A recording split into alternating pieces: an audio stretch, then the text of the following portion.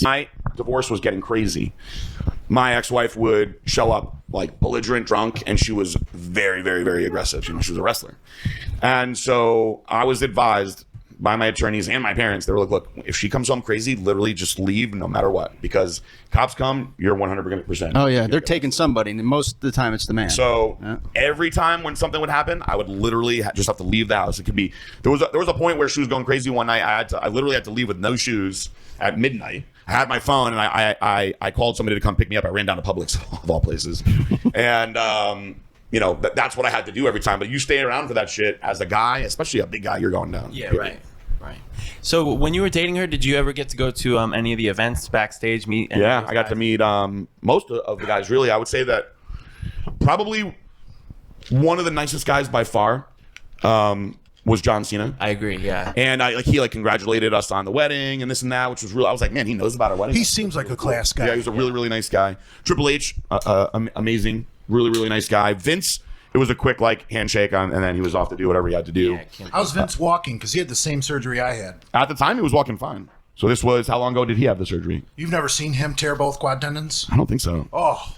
This was probably 4 years ago, I guess. So was it longer than that? I don't know. Lenny would know better than me. Okay, yeah, he was walking fine. So he rehabbed 100%. Yeah, he was walking fine. He was still really big, too. So there's hope for you, bully. Kane is very nice. Yeah. Never met Undertaker. The Dudley boys are really nice. They're cool guys. They're actually fun to hang out with. Bubba's kind of a douchebag. So I'll tell you who I fucking hate. Good dirt here. Yeah. So I hate Seth Rollins. And you guys know who he is? Yeah. So Seth Rollins was sending, while I was still married, now I'll call her my ex-wife, naked pictures of himself, like getting out of the shower and shit. And I saw it one day. And it caused a huge fight between me and her. And she's like, oh, that's just how he is. He's a flirty guy. And, he even got in trouble for having his dick out on Twitter or something like that. And I'm like, but he knows that you're married. Like, what the fuck is going on? So I know that he knew that she was married to me. And the fact that he was still doing that, if I ever got my hands on him, I would have ripped his fucking arms off.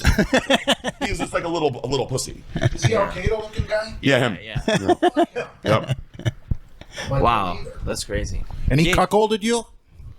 See that, Jay? He would have ripped your arms off too if you followed through with your challenge. Here comes the dirt. Yeah, he was sending nudes out of the shower. Brad, no one wants to get in the ring with me when I get to 275. What was in your mind when you challenged PJ? I would still like to know. That's why everybody was telling me to make sure that I text them and let them know that I got out of here safe tonight. I was like, no one's fighting anybody tonight. No. That's the bedroom bullshitter.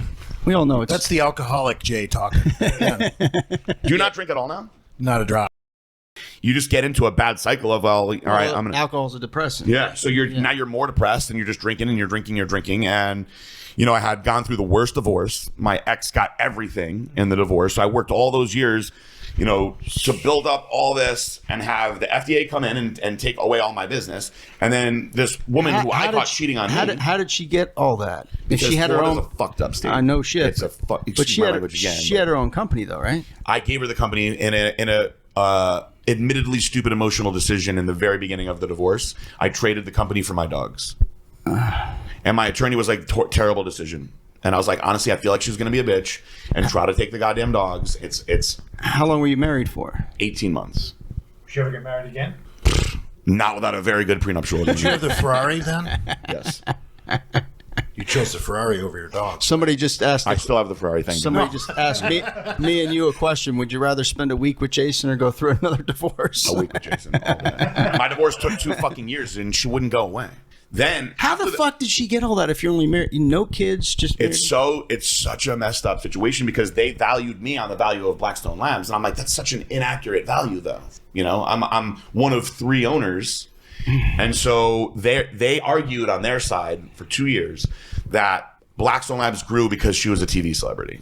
That was their argument, which in the end we proved obviously not true. She had nothing to do with Blackstone Labs. But then she actually got another attorney and got a judge, which is another thing that blows my mind about Florida, to reopen the case on grounds of what they call an innocent spouse, where basically I tricked her into all these things because I was the one that was working and making all the money, and I was making her stay at home, and that they believed that I was actually hiding money in the other employees and this and that, and they actually tried to sue Blackstone Labs for more money. That went on another... What the fuck? That went on another 6 months, and in the end that one backfired on her and karma got her. The judge literally said, what more do you want? from him at that point. She raked up $100,000 of legal fees on that one that they wanted me to pay, and she lost that one. So of that big chunk of money that she got from me, she wasted $100,000 of it trying to get more. Good.